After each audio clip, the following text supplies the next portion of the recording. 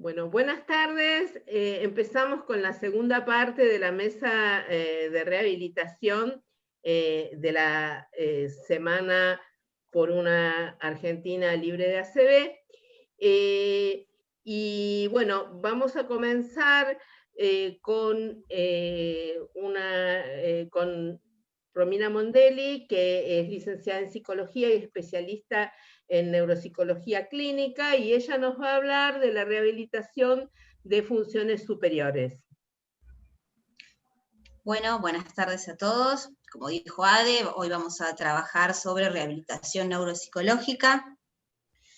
Y bueno, básicamente esta charla va a estar dirigida más a los pacientes, es a todos, pero en un idioma que los vamos a poder entender profesionales y pacientes. La rehabilitación es un proceso que básicamente tiene como objetivo restituir a las funciones cognitivas que fueron afectadas por una lesión cerebral, tanto que se refiere a un daño cerebral adquirido como un ACV o un traumatismo de cráneo, o a una enfermedad degenerativa como puede ser la esclerosis múltiple o la demencia. Cuando hablamos de funciones cognitivas nos estamos refiriendo a las funciones superiores como la memoria, la atención, el lenguaje, las funciones ejecutivas y ciertos procesos perceptivos motores también. La rehabilitación cognitiva se basa en el principio de neuroplasticidad, es decir, que se basa en la capacidad del cerebro para transformar su anatomía y su función para facilitarnos la adaptación a las necesidades y desafíos que nos puede llegar a plantear el entorno. Si el cerebro no tuviera esta capacidad, digamos, para transformarse, básicamente no podríamos adquirir nuevos aprendizajes a lo largo de la vida y tampoco sería posible la recuperación de las funciones después de sufrir una lesión. Todas las experiencias y destrezas que nosotros adquirimos van a modificar nuestro sistema nervioso, consolidando circuitos neurales existentes o creando otros nuevos. Y esto es lo que buscamos cuando aplicamos un programa de rehabilitación cognitiva, ¿sí? Que circuitos nuevos u otros que ya existían puedan hacerse cargo de alguna manera de las funciones que quedaron alteradas luego de la lesión. Ahora bien, hay muchas estrategias que podemos implementar dentro del marco de una rehabilitación cognitiva. Yo me voy a concentrar en tres, que son la restauración, la compensación y el entrenamiento en ayudas externas. Las tres se pueden usar de manera combinada y en diferentes momentos del programa de rehabilitación cognitiva. Todo va a depender de las necesidades del paciente y las exigencias que le plantee su entorno. La restauración básicamente va a consistir en el reaprendizaje de las funciones que fueron afectadas. Mediante una ejercitación activa, lo que buscamos es mejorar el rendimiento. Es lo mismo que sucede con cualquier otra actividad, que mejora su eficiencia con la práctica, ¿sí? Esto pasa también cuando hay un déficit, tal vez no tan severo, de memoria, atención o lenguaje. Cuando hablamos de compensación ya nos referimos a una reorganización del procesamiento cognitivo. Ya acá el objetivo no es tanto, digamos, restaurar capacidades, sino apoyarnos en las capacidades preservadas para compensar los déficits de las que fueron alteradas. Por último, podemos hablar entonces de las ayudas externas. Estas son estrategias de tipo paliativo. Esto quiere decir, no buscamos mejorar la eficiencia del dominio cognitivo alterado, sino entrenar al paciente en uso de recursos externos que le faciliten su desempeño diario. Ejemplo de esto es el uso de una agenda o recordatorios. Pero para entender un poco mejor de qué se trata esto de la rehabilitación cognitiva y todas estas estrategias, vamos a ver si podemos poner algunos ejemplos de la clínica diaria. Si hablamos de la atención, podemos decir que es una de las funciones más vulnerables y que más frecuentemente resulta afectada después de un daño cerebral. Es un requisito previo para cualquier otra actividad cognitiva que yo quiera hacer de manera eficaz. Y por lo tanto, va a ser imprescindible darle prioridad a su atención cuando haya evidencias de que está alterada. Se compone la atención de muchos aspectos. Básicamente nos permiten concentrarnos en una tarea, a la vez que inhibimos otros distractores, nos permite cambiar el foco de manera alternada o repartirlo simultáneamente entre varias tareas. Si pensamos en las estrategias de restauración que hablamos antes, decimos que entonces buscamos mejorar los recursos recurriendo a repetición de tareas que estimulen la activación de la atención.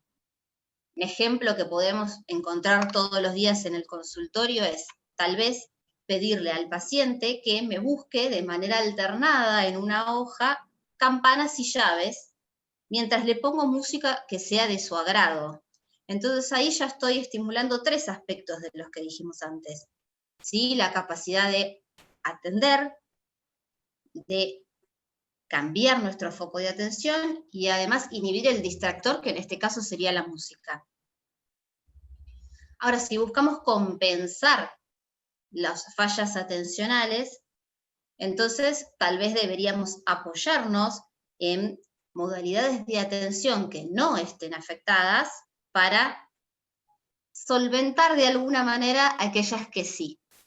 Entonces, si un paciente tiene más dificultades en una atención que está apoyada en recursos visuales, y bueno, tal vez podríamos compensarlos con recursos auditivos, ¿sí? O táctiles, ¿sí? O incluso propioceptivos. Por último, hablamos de estrategias paliativas o de sustitución, cuando dijimos que podíamos usar ayudas externas. Acá, calendarios, señalizadores, alarmas, todas son válidas para, digamos, ayudar o sustituir un proceso atencional que está fallando. Ahora, lo pensamos así, pero en realidad ninguna estimulación de ninguna función cognitiva se puede hacer por separado, como si todas fueran islas, ¿no? Porque todos los procesos mentales superiores son interdependientes uno del otro. Y esto es especialmente cierto cuando hablamos de atención y funciones ejecutivas. Funciones ejecutivas podríamos pensarlas como una función mental de alto nivel, como que supervisa todas las demás, ¿sí? Nos permite dirigir el comportamiento hacia el logro de algún objetivo, facilitar resolución de problemas, frente a tal vez situaciones a las que no tenemos experiencia o conocimientos previos a los cuales recurrir para solucionar, ¿sí? Dentro de las funciones ejecutivas tenemos a la capacidad de anticipar, planificar, tomar decisiones, monitorear mi propio desempeño en una tarea o incluso flexibilizar o cambiar una estrategia, ¿sí? Cuando sea necesario para llegar al plan, ¿sí? O a la meta que me propuse originalmente. Ahora, una estrategia de restauración de función ejecutiva o de compensación de las mismas no se puede circunscribir a realizar ejercicios aislados en el consultorio. En la medida de lo posible, deberíamos emplear la validez ecológica, ¿sí? Esto es, buscar actividades dentro de la rehabilitación que se aproximen lo mayor posible a situaciones típicas de la vida cotidiana del paciente, ¿sí? Porque está demostrado que cuando usamos una técnica de rehabilitación con validez ecológica, aumentamos la eficacia del tratamiento, ¿sí? Para pensar un ejemplo clínico. Puedo plantearle, por ejemplo, al paciente una lista de actividades a realizar con un intervalo determinado de tiempo, ¿sí? Y sumarle además tareas secundarias que tenga que hacer a 5 o 10 minutos de empezada la sesión. Ahí estoy entrenando anticipación, planificación, automonitoreo. Todas forman parte de las funciones ejecutivas y todas las va a necesitar, por ejemplo, una secretaria o un docente, ¿sí? Pensemos en todas las actividades que hacen al mismo tiempo. Romina, estamos sin tiempo, ¿eh? Bueno, ¿cierro? Dale. Dale, cierro entonces con memoria. Y, digamos, algunas estrategias que podemos utilizar para paliar de alguna manera un déficit de memoria, ¿sí? Si pensamos en las técnicas de compensación, podemos usar estrategias mnemotécnicas, como buscar, por ejemplo, facilitar el recuerdo mediante asociación de elementos, ¿sí?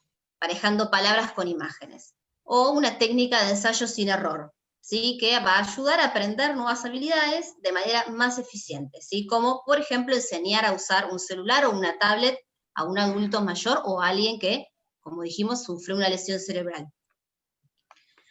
Y por último, las ayudas externas dedicadas a sustituir un déficit de memoria podría ser el uso de una agenda, un recordatorio escrito, alarmas. Todas las podemos utilizar frecuentemente en población general, pero para que sean eficientes para alguien con daño cerebral requiere de un entrenamiento previo, ¿sí? Y ahora sí, lo último, para cerrar, de por qué es tan importante que el paciente pueda acceder, digamos, a un programa de rehabilitación cognitiva, es decir, simplemente un dato concreto de nuestro país. Y es que según los datos del INDEC, el 32% de las personas que tiene algún tipo de discapacidad logra insertarse en el mercado laboral, solo el 32%. Y tenemos gran cantidad de evidencia de numerosos estudios que dicen que si accedemos a un tratamiento de rehabilitación cognitiva, seguramente eso va a aumentar nuestras posibilidades de acceder a la reinserción laboral y a generar una mayor recuperación funcional. Como agentes de salud nos parece, ¿no?, súper necesario que tengamos esto en mente para ofrecer los tratamientos adecuados y pertinentes. Bueno, gracias. Cerrando. Gracias, Romina. Ahora vamos a escuchar a la licenciada Lila Perinot. Ella también es licenciada en psicología y especialista en neuropsicología, pero en esta ocasión nos va a hablar más de la parte psicoeducativa y psicoterapéutica en los pacientes que han tenido una ACV. Gracias, Adela.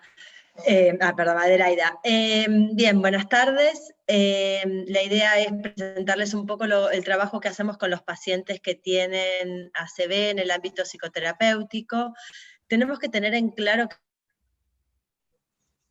sufre un ACV, muchas de sus áreas vitales se ponen en juego, y entonces el ACV va a irrumpir tanto en la identidad de los pacientes, a nivel del trabajo, en los vínculos, en el manejo de las emociones, en los proyectos, en las expectativas, y principalmente también en la familia.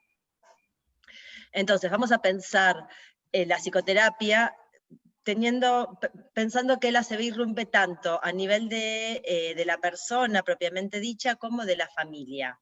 A nivel personal, lo que vamos a pensar es que los pacientes suelen presentar los síntomas más relacionados con alteraciones del estado de ánimo, depresión o ansiedad, pérdida de la autoestima, pérdida de la motivación y del interés, ira, resentimiento y desesperación. Y muchas veces estos cambios están relacionados tanto con las lesiones propiamente dichas, las lesiones cerebrales propiamente dichas, como por el impacto subjetivo que genera el ACV y la discapacidad que produce sobre la persona y su ambiente. Entonces tenemos que tener en cuenta cuando abordamos a estos pacientes que el paciente llega al consultorio atravesando un proceso de acomodación a la irrupción del ACV que va muchas veces desde la negación de la sintomatología hasta la aceptación. En la negación de la sintomatología tenemos que tener en cuenta dos procesos importantes que hay que poder discriminar. Por un lado, muchos de nuestros pacientes tienen dificultades propias o inherentes a la lesión de reconocer y de tener conciencia de la sintomatología que quedó a partir de la lesión, como también pensar la negación como un proceso de autoprotección que le va a conceder al paciente tiempo para poder acomodarse a los cambios que irrumpieron en su vida. Y esto va a poder permitir que el paciente con este tiempo se pueda acomodar de mejor manera y pueda continuar o pueda proyectar continuar con su vida. Entonces, cuando los pacientes salen o comienzan a elaborar o a tomar conciencia de los déficits que quedaron, pueden atravesar por un periodo de depresión y posteriormente llevar a la aceptación de la enfermedad y de las secuelas producidas por el mismo ACV, que es lo que le va a permitir finalmente al paciente poder empezar a pensarse en esta nueva vida y con estas nuevas dificultades. Tenemos que pensar, por lo tanto, este proceso representa bastante bien lo que atraviesa cualquier persona que atraviesa un duelo, ¿no? Muchos de nuestros pacientes se encuentran en un duelo por todas las cosas perdidas, ya sea desde lo laboral, desde lo afectivo, desde las capacidades previas. Y esto es algún trabajo que hacemos permanentemente y que además muchas veces a lo largo del proceso los pacientes van como duelando diferentes partes de su propia enfermedad. En cuanto al impacto que la ACV tiene en el entorno, no podemos cerrarlo de la familia, ¿sí? Las familias están totalmente involucradas en el impacto que tiene la ACV sobre los pacientes, y por lo tanto el cambio brusco de la realidad requiere no solo que el paciente se acomode, sino también sus familiares. Por lo cual va a ser fundamental realizar un proceso de psicoeducación de las familias para que puedan comprender qué es lo que está atravesando el paciente. Esta psicoeducación lo que nos va a permitir muchas veces es evitar el sobrecuidado, la hiperresponsabilidad, la sobreimplicación, que son procesos que llevan muchas veces a la aparición del síndrome de burnout en los familiares. Por lo tanto, los familiares es un área del abordaje con los pacientes que tenemos que mirar todo el tiempo y que tenemos que incluir todo el tiempo. Porque además, otra dificultad que encontramos con los pacientes muchas veces es que no pueden reportar las dificultades que tienen, y las familias pasan a ser una fuente de información que necesitamos permanentemente en el consultorio, ¿no? Para poder ayudarlos y continuar en el proceso. Pensando entonces un poco la psicoterapia, lo que vamos a tener que hacer es evaluar en primera instancia que el paciente se encuentre en condiciones de realizarla, en las etapas iniciales, ya sea evaluando las fallas cognitivas que tuvieron, desde los problemas de comprensión, de razonamiento o de memoria, que muchas veces pueden interferir en el proceso terapéutico. Si el paciente no se encuentra en condiciones de iniciar un proceso terapéutico, seguramente sí lo va a estar la familia, y tenemos que abocar nuestro trabajo a la familia. Por otro lado, vamos a pensar a la psicoterapia de estos pacientes como un proceso que va a estar determinado por la individualidad de cada uno de nuestros pacientes y también por el tipo de daño. No todos los pacientes presentan el mismo tipo de daño, y por lo tanto vamos a tener que acomodar el proceso terapéutico a las dificultades que presentan los pacientes. No es lo mismo un paciente que tiene fallas de memoria que un paciente que tiene una afasia, o que un paciente que tiene fallas ejecutivas. Por lo tanto, vamos a tener que hacer que nuestro trabajo sea un trabajo en equipo, interactuando todo el tiempo con todos los otros profesionales tratantes, conformando un equipo interdisciplinario, tanto con el médico, con el neurólogo, los psiquiatras, los neuropsicólogos encargados de la rehabilitación, los psiquiatras, y pensar que tanto la familia como el paciente son parte de este equipo terapéutico. El terapeuta va a tener que poder investigar, cuando comienza la terapia, tanto el impacto de los déficits y estar enterado de cuáles son las dificultades que presenta el paciente, como las capacidades previas que tenía el paciente para afrontar estas dificultades, cuáles son los apoyos sociales, familiares, afectivos, la historia y la biografía de este paciente, a qué se dedicaba, qué hacía en su vida previo y qué capacidades cognitivas necesita o perdió para poder seguir desarrollando esas actividades. Porque en definitiva, el objetivo último de la psicoterapia, además de trabajar todos los trastornos emocionales, es que el paciente pueda recuperar calidad de vida y reinsertarse en la sociedad también, ¿no? Por lo tanto, vamos a hacer mucho foco en la relación terapéutica con los pacientes para que el paciente se pueda sentir capaz de expresar las emociones y de confiar en nosotros. Vamos a tratar de validar las experiencias por las cuales atraviesa el paciente, comprendiendo los síntomas, las frustraciones, los enojos, los dolores, los miedos, que son un montón, y haciendo mucho foco en la psicoeducación de lo que le está sucediendo al paciente a partir de la ACV. Entonces, tenemos que pensar que los pacientes se van a enfrentar a lo largo de todo el proceso terapéutico, a aprender a vivir con las secuelas de su lesión. Y para muchos el nuevo shock que van conociendo muchas veces al principio puede ser rechazado a favor del viejo sentido de quiénes eran, y poder integrar ambos, generando una imagen nueva de sí mismos, integrando estas dos partes de ellos, va a ser una tarea ardua en todo el proceso psicoterapéutico. Así que, bueno, un poco esta era la idea de presentarles el trabajo terapéutico con nuestros pacientes. Muchas gracias, Lila. Tenemos muy poco tiempo porque se va a cortar la transmisión y tenemos todavía que escuchar a Claudia y a Viti, que les pediría que hablen entonces como un poco en conjunto, contándonos lo que hacen como fonoaudiólogas, tanto a nivel individual como a nivel grupal y de comunicación. Entonces son Claudia Cid y María Beatriz Clerici. Bueno, empiezo viene bien ya todo lo que hablaron Romina y la licenciada Perinot respecto de la plasticidad, de la necesidad de la psicoeducación y todo lo que implica el conjunto familiar y la sociedad para todas las dificultades. Dentro de todas estas dificultades posibles, el equipo de fonoaudiología se ocupa de trastornos que tienen que ver con la deglución, con el habla, con el lenguaje. Dentro de la deglución lo más importante va a ser que la persona pueda tener una deglución segura, una deglución eficiente, que pueda ser evaluada por especialistas en el tema. El equipo de fonoaudiología es el indicado para eso, con la observación, lo clínico y estudios objetivos. Respecto del habla, dificultades que tienen que ver con la articulación, la prosodia, la entonación. Y respecto del lenguaje, principalmente el trabajo se realiza con personas con afasia, que es la secuela más habitual a partir de un accidente cerebrovascular en el lenguaje y que afecta la comunicación y que por lo tanto tiene que ser tratada la persona y su entorno. Cuando digo su entorno me refiero a su entorno más cercano, que es la familia, sus amigos, la institución o el consultorio donde se atiende y la sociedad.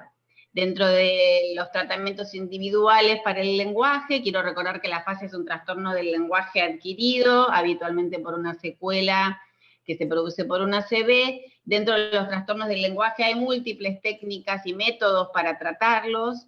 Lo importante es que se aproveche la plasticidad, que se utilicen todas las capacidades residuales, que se entienda que hay un tratamiento específico que la persona con afasia tiene que realizar, que aunque las mejorías sean pocas, sean leves, estamos todo el tiempo trabajando para que haya una mejor comunicación y que pueda ser insertado en su entorno, de manera que la rehabilitación siempre está indicada desde el principio, siempre que lo clínico y lo anímico lo permitan, y las etapas crónicas tiene que continuar con distintos tipos de rehabilitación donde quizás hay aspectos grupales que nos permiten continuar por todo el tiempo que haga falta la rehabilitación.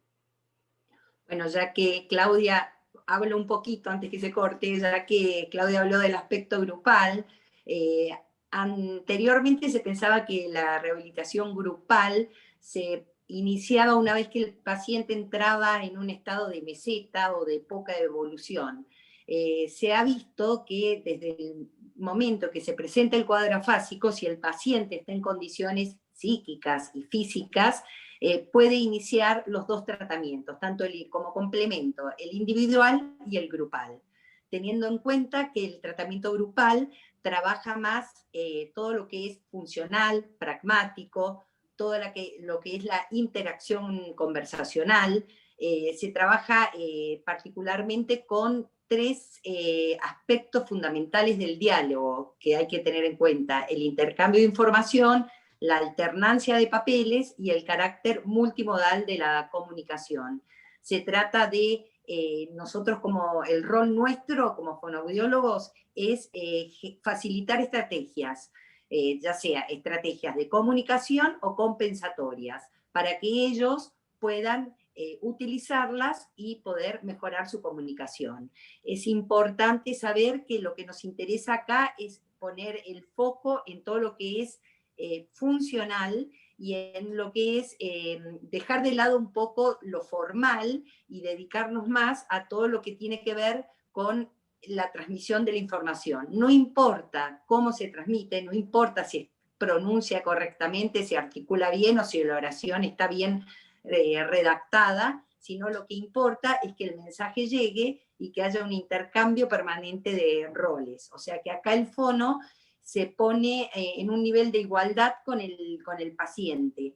Hay un diálogo y hay un permanente ida y vuelta. Y otra cosa importante es que para las personas con afasia, el estar en un grupo les permite sociabilizar, les da más confianza, se animan más a comunicarse utilizando permitimos cualquier tipo de comunicación, desde sistemas aumentativos, alternativos, gestos, mímicas, onomatopeyas. Lo que importa es que el mensaje se transmita y que ellos se sientan contenidos y que se genere un espacio donde se pueda hablar de lo que quieran y cuando quieran. No sé si tengo más tiempo o se me terminó el tiempo.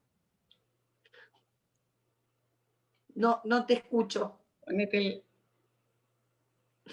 Tenemos tanto como 3 minutos, así que pueden aprovecharlos o compartirlos, como quieran.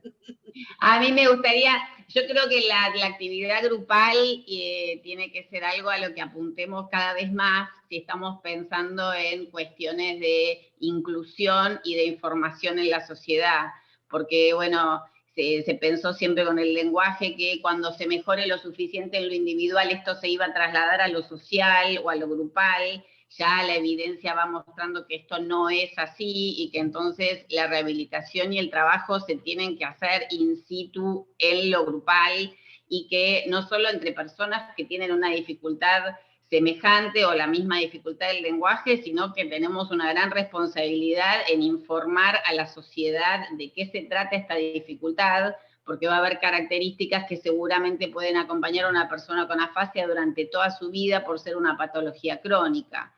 Y entonces esto ya nos ubica en un lugar diferente respecto de qué vamos a hacer en los tratamientos, tanto individuales como grupales, y cómo se incorpora todo lo social en una dificultad que tiene que ver con la comunicación. Y entonces tener ligazón de la plasticidad y todo lo psicoeducativo, ¿no? Como decía Lila. Y también trabajar con la familia, con todo el entorno del paciente, porque me parece fundamental que ellos aprendan y pongan en práctica también estrategias para que ayudan a la competencia del paciente con afasia. Y bueno, no sé, yo soy una fanática de todo lo que es grupal, porque inclusive he visto pacientes que en tratamiento individual no querían aceptar sistemas alternativos de comunicación, y en el grupo, como no se podían comunicar, había uno que empezó a dibujar y no quería, y el resto le daba papel y lápiz como para decir, comunícate así. Entonces, a partir de ahí, aceptó trabajarlo en terapia individual. Sí, bueno, coincido que las estrategias que dan otras personas con afasia al mismo grupo tienen un valor que nunca vamos a lograr nosotras, aunque nos esmeremos. Exacto. Así que esas son ventajas de lo grupal y de quien experimenta algo que hay que aprovechar. Bueno, muchísimas gracias a todas. Creo que con estas mesas lo que se abre es sobre todo que la gente sepa, el público en general, lo importante que es que la rehabilitación vaya más allá de un kinesiólogo, una fonoaudióloga en forma particular, y que sepan que los procesos de rehabilitación tienen muchas dimensiones. Bueno, muchas gracias a todas y buenas noches. Gracias. Chao, hasta luego.